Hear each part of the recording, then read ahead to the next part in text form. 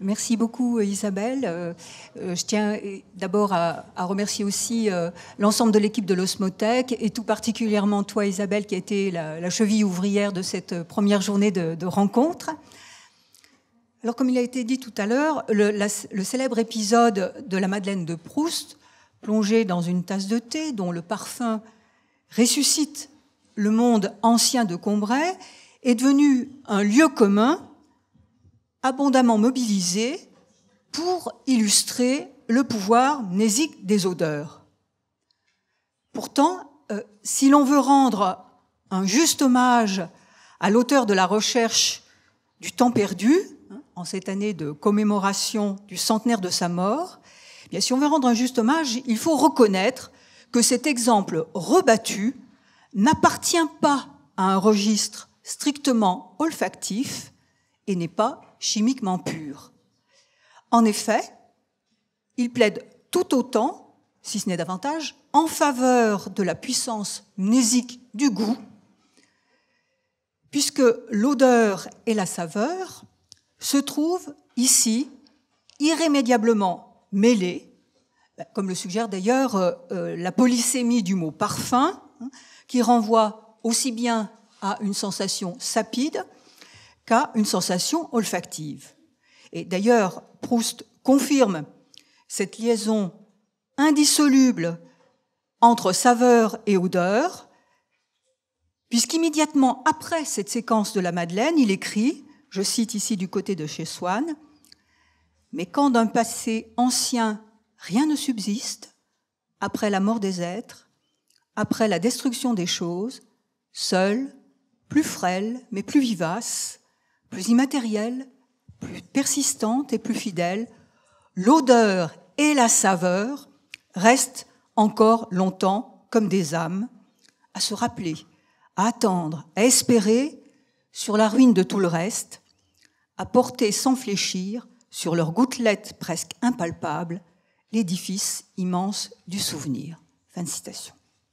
Le privilège de l'odeur et de la saveur par rapport aux autres sensations tient à leur aptitude à être des buts témoins qui résistent, malgré leur fragilité, aux ravages du temps, en raison, premièrement, de leur vivacité, deuxièmement, de leur immatérialité, troisièmement, de leur persistance et quatrièmement, de leur fidélité. Je ne vais pas rentrer dans les détails, mais quoi qu'ils puissent aussi éveiller des réminiscences, les autres sens n'ont pas la même labilité, à cause notamment de leur matérialité plus grande qui freine l'envol du souvenir. La vue enferme dans les images, elle peut les travestir en faisant écran en souvenir. Le toucher se heurte à la résistance des solides et l'ouïe bute sur la matérialité du son ou de l'écho. L'odeur et la saveur, plus immatérielles et volatiles, sont donc des âmes du passé. Elles hantent la mémoire à la manière de petits fantômes prisonniers qui attendent leur heure. Ils sont réveillés par les sensations libérant leur essence. Toute la question est alors de savoir si cette puissance mnésique prêtée à l'odeur et à la saveur résulte nécessairement de leur conjonction ou si chacune d'elles peut, à elle seule, sans le secours de l'autre, porter l'édifice immense du souvenir, pour reprendre la formule de Proust. La formule « l'odeur et la saveur » évoquée par Proust peut en effet s'interpréter de deux manières, conjonctive ou disjonctive. Dans le premier cas, conjonctif, le pouvoir mnésique est tributaire de la présence des deux sensations à la fois. Dans le second, disjonctif, il tient à l'une ou l'autre indépendamment. En réalité, chez Proust, les deux interprétations, conjonctive et disjonctive, sont possibles parce qu'il convoque tour à tour l'odeur et la saveur ensemble, comme dans le cas de la Madeleine, et chacune séparément. Et c'est pourquoi il s'agira ici de se focaliser sur le seul support olfactif afin d'étayer, sans contestation possible, la puissance spécifique et intrinsèque des odeurs et des parfums. Alors, nombreux sont les commentateurs et les lecteurs qui glissent et qui glosent inlassablement sur le parfum de la Madeleine et qui ont laissé dans l'ombre des passages à la recherche du temps perdu, bien plus à même pourtant d'établir l'aptitude des odeurs à réveiller les souvenirs enfouis.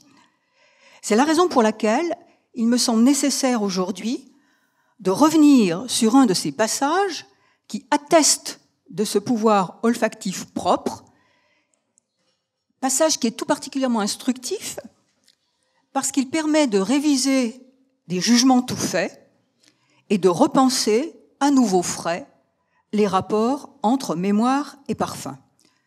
Alors il s'agit d'un extrait peu connu, donc qui circule, de La prisonnière, où c'est une odeur de pétrole qui porte tout entière l'édifice du souvenir, pour ainsi, comme un elfe, circuler, si vous me passez ce clin de nez. Alors, je lis ce texte de La prisonnière, j'espère que tout le monde peut l'avoir entre les mains. Comme un vent qui s'enfle par une progression régulière, j'entends avec joie une automobile sur la fenêtre. Je sentis une odeur de pétrole. Elle peut sembler regrettable aux délicats, qui sont toujours des matérialistes et à qui elle gâte la campagne. Et à certains penseurs matérialistes, à leur manière aussi. Mais pour moi, de même qu'un arôme déplaisant, en soi, peut-être, de naphtaline et de vétiver, m'eût exalté en me rendant la pureté bleue de la mer, le jour de mon arrivée à Balbec, cette odeur de pétrole qui, avec la fumée qui s'échappait de la machine, s'était tant de fois évanouie dans le pâle azur, par ces jours brûlants où j'allais de Saint-Jean-de-la-Haise à Gourville, comme elle m'avait suivi dans mes promenades pendant ces après-midi d'été, pendant qu'Albertine était à peindre, elle faisait fleurir maintenant, à chaque côté de moi, bien que je fusse dans ma chambre obscure, les bleuets, les coquelicots et les trèfles incarnats. Elle m'enivrait comme une odeur de campagne, non pas circonscrite et fixe comme celle qui est apposée devant les aubépines et retenue par ces éléments onctueux et denses, flotte avec une certaine stabilité devant la haie, mais une odeur devant quoi fuyaient les routes, changeait l'aspect du sol, accouraient les châteaux, pâlissait le ciel, se décuplaient les forces, une odeur qui était comme un symbole de bondissement et de puissance et qui renouvelait le désir que j'avais eu à Balbec de monter dans la cage de cristal et d'acier. Mais cette fois non plus pour aller faire des visites dans des demeures familières avec une femme que je connaissais trop, mais faire l'amour dans des lieux nouveaux avec une femme inconnue. Odeur qu'accompagnait à tout moment l'appel de trompe automobile qui passait, sur lequel j'adaptais des paroles comme sur une sonnerie militaire. Parisien, lève-toi, lève-toi, viens déjeuner à la campagne et faire du canot dans la rivière, à l'ombre, sous les arbres, avec une belle fille. Lève-toi, lève-toi. Fin de citation. Alors, quels enseignements peut-on tirer de cette expérience olfactive liée à la respiration d'une odeur de pétrole qui fait irruption dans la chambre parisienne et qui restitue le monde de Balbec, les amours pour Albertine et les jeunes filles en fleurs. Alors, tout d'abord, il faut noter que l'on a affaire à ce que j'appellerais une mémoire en trompe-nez. Le nez, en effet, est abusé. Il ne sent pas ce qu'il sent, car il éprouve autre chose que la perception ordinaire d'une odeur triviale de pétrole. Il sent le pétrole, mais il ne le sent pas comme pétrole, comme une odeur industrielle, citadine. Il l'associe à une odeur naturelle campagnarde. Le nez se croit à Balbec, dans le passé, alors qu'il respire à Paris, au présent. Il projette le narrateur à la campagne, alors qu'il est en ville. Il éclaire sa chambre obscure en faisant entrer l'éclat des fleurs sous la lumière brûlante de l'été. Il lui donne la sensation de la vitesse et du paysage mobile qui défile en voiture, alors qu'il est assis en posture d'immobilité. En somme, l'odeur mène le narrateur par le bout du nez et opère un tour de passe-passe spatio-temporel en transformant la ville en campagne et le passé en présent. L'odeur de pétrole est également porteuse d'une joie qui contrevient à la logique usuelle parce qu'elle ne fait pas surgir la puanteur répulsive de la raffinerie et des fumées d'usine, mais les senteurs de la campagne en fleurs au sein du milieu urbain industrialisé. Le pouvoir mnésique de l'odeur ne tient donc pas à la manière et à la nature de cette odeur, qui symbolise ici le contraire de ce qu'elle est et qui prend le nez à revers. L'exaltation et l'exhalaison la plus prosaïque devient ainsi source de poésie parce qu'elle est traversée par une charge affective qui fait oublier son essence, transforme, pour reprendre les mots de Proust, le regrettable en exaltant. L'odeur leurre pour notre plus grand bonheur. Alors, cette expérience en trompe-nez est pourtant porteuse d'une vérité, et c'est là le deuxième enseignement que je voudrais en tirer. En effet, elle nous révèle finalement le caractère abusif et purement relatif des jugements olfactifs qui tiennent à des conventions sociales ou à une éducation très sommaire du nez. Si le narrateur proustien éprouve du plaisir à respirer le pétrole et les gaz d'échappement, cela prouve bien qu'aucune odeur n'est bonne ou mauvaise en soi. Proust opère donc une torsion, un renversement des valeurs, qui ne vaut pas seulement pour le cas particulier de l'odeur de pétrole, mais qui peut s'étendre, voire se généraliser. Il écrit d'ailleurs qu'un arôme déplaisant en soi peut être de naphtaline ou de vétiver, m'eût exalté en me rendant la pureté bleue de la mer le jour de mon arrivée à Baalbek, dans le texte que je vous ai cité. Alors cette expérience permet de remettre en cause une catégorisation simpliste, permet de balayer la pauvreté tyrannique des jugements hédonistes qui réduisent les odeurs et les parfums à leur seule qualité agréable ou désagréable. Au fond, cette odeur de pétrole invite à sortir de l'alternative « ça sent bon » ou « ça sent mauvais ». Et elle enrichit le rapport au monde en brisant la logique qu'on peut appeler axiologique, la logique des valeurs, au profit d'une logique mémorielle, affective, qui enrobe le prétendu puant, le pétrole, d'un arôme charmant. L'expérience que le narrateur effectue dans sa chambre fait ainsi jouer une mémoire contre une autre, la mémoire singulière et intime du cœur, contre la mémoire conventionnelle et sociale.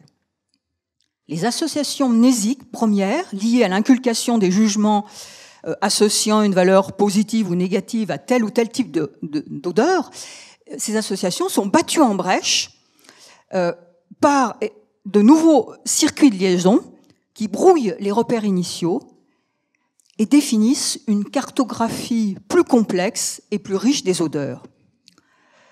La mémoire nous joue ainsi des tours en nous apprenant à aimer malgré nous ce qui, généralement, nous répugne. Alors, je dis malgré nous, car cet épisode proustien nous livre un troisième enseignement. Il nous fait en effet moins une expérience de mémoire brute que subodorer la différence entre une réminiscence et une remémoration. En effet, il y a mémoire et mémoire, et je voudrais insister sur ce point. Il faut distinguer la mémoire volontaire et la mémoire involontaire. La mémoire convoquée par l'odeur de pétrole n'est pas la mémoire volontaire. Elle est pure réminiscence involontaire, fortuite. Elle ne relève pas d'une réflexion intentionnelle. Elle se distingue donc d'une remémoration, autrement dit, d'un effort délibéré pour faire renaître un souvenir en prenant appui sur la respiration d'une odeur donnée. Proust divise ainsi les sensations en deux catégories en fonction du type d'appel qu'elle lance. Le premier type regroupe les appels manqués, qui restent des signes muets à jamais, malgré tous les efforts de remémoration pour réveiller le passé et le faire remonter à la surface. Le second type regroupe des signes parlants auxquels le moi va pouvoir répondre en se recueillant en lui-même pour en déchiffrer le sens, pour libérer le souvenir. Et là, on a affaire non pas à une remémoration volontaire, mais à une réminiscence. Alors, dans le passage qui nous occupe, pour bien vous rendre sensible à cette distinction, eh bien, Proust fait indirectement allusion à cette distinction. Il oppose l'odeur de campagne des aubépines, qu'il présente comme circonscrite et fixe, je vous renvoie au texte, il la présente comme retenue par des éléments onctueux et denses, et il la présente comme flottante avec une certaine stabilité devant la baie. Il oppose cette odeur d'aubépine à l'odeur de pétrole. L'odeur des aubépines, même si ça n'apparaît pas de manière claire dans ce texte, l'odeur des aubépines est le prototype des odeurs qui n'éveillent pas d'approfondissement du souvenir et qui ne libèrent pas l'essence du passé enfoui. Alors, c'est ce qui ressort de façon plus explicite d'un passage du côté de chez Swann, où le narrateur est contraint de reconnaître son échec devant les aubépines. Pourtant, il a souligné le fait que son exaltation à l'égard de ce parfum, je le cite, a porté et réussi à faire traverser tant d'années successives, tandis qu'alentour les chemins sont effacés et que sont morts ceux qui les foulèrent, et le souvenir de ceux qui les foulèrent, fin de citation, eh bien, malgré cela, ce fameux parfum des aubépines ne se laisse pas approfondir par la pensée, et il restera définitivement muet.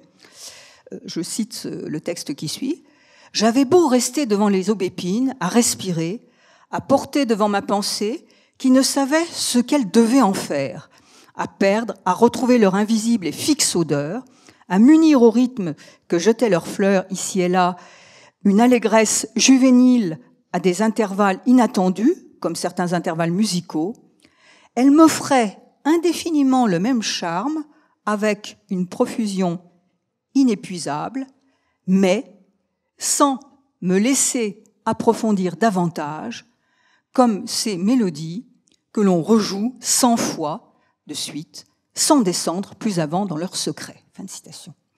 Donc l'odeur des aubépines a beau être chargée affectivement, elle ne se laisse pas déchiffrer, elle ne joue pas un rôle détonateur, de sorte que le passé reste lettre morte. Le parfum des aubépines ne livre pas leur secret, elle reste le fantôme d'un passé impossible à ressusciter. La remémoration volontaire est donc vaine. Plantée devant le massif d'aubépines, eh bien, Proust doit reconnaître qu'elles ne lui disent plus rien. En revanche, l'odeur de pétrole n'est pas cantonnée à une vague réminiscence. Elle lance un appel qui trouve un écho dans les profondeurs du moi et le remplit d'une joie du réel retrouvé en faisant remonter à la surface des fragments du passé.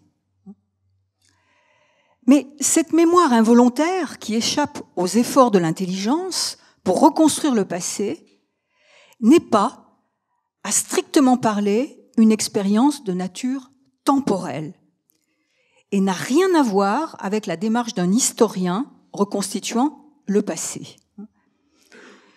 Si l'odeur de pétrole est un esprit dormant qui s'éveille involontairement, elle ne ressuscite pas pour autant le monde ancien tel qu'il a été vécu.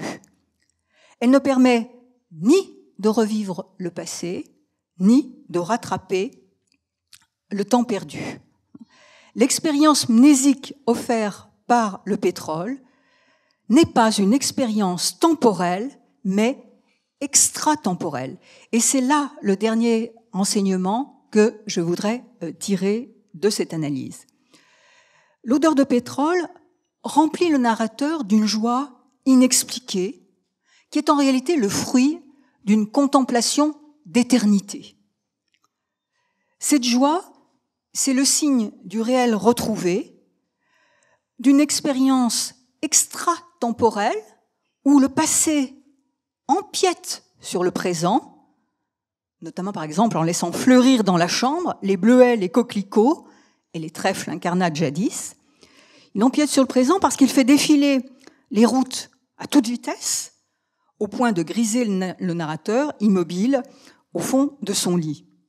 Donc, renforcée par les coups de trompe automobiles, cette expérience olfactive dans laquelle Paris et Balbec sont idéalement mêlés prend la forme d'une résurrection d'entre les morts, comme le suggère la formule « lève-toi, lève-toi », qui réveille le désir amoureux.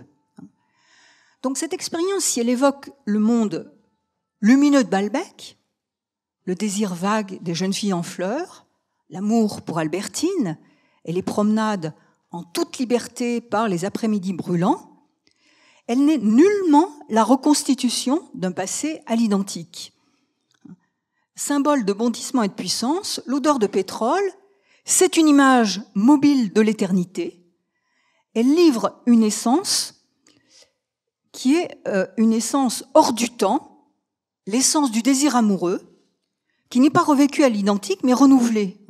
On le voit dans le texte. Autrefois, c'était le désir de faire l'amour dans des lieux familiers avec une femme trop connue.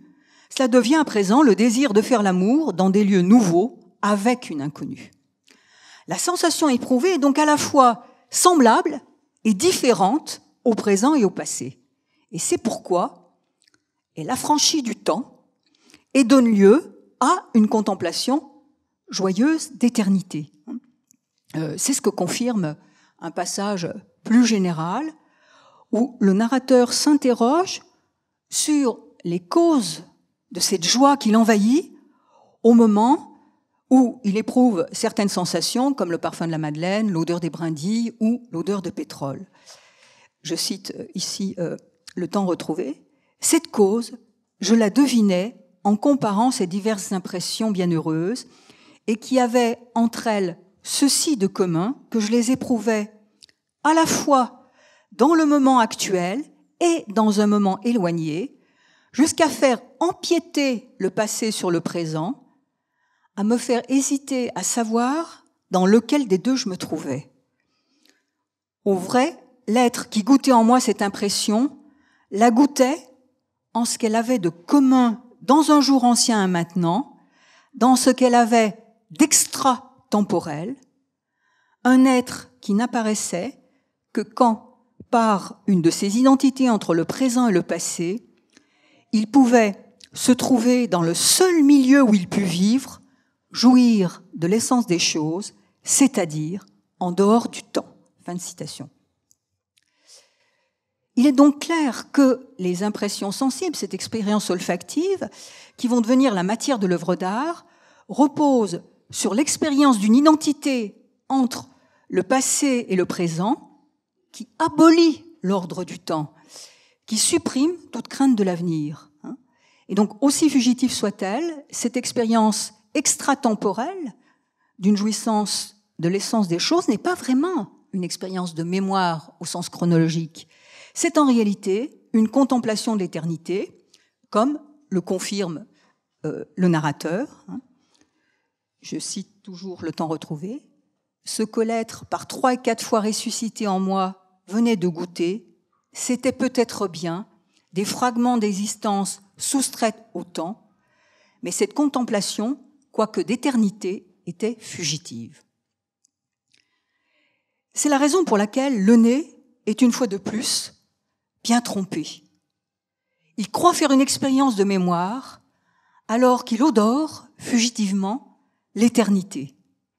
Voilà pourquoi, après ces 4 enseignements définitifs, j'en appelle, pour conclure, à dépasser le temps et la mémoire, à se soustraire à eux pour saisir le parfum dans son éternité et pour promouvoir toujours et encore un nez trompe la mort.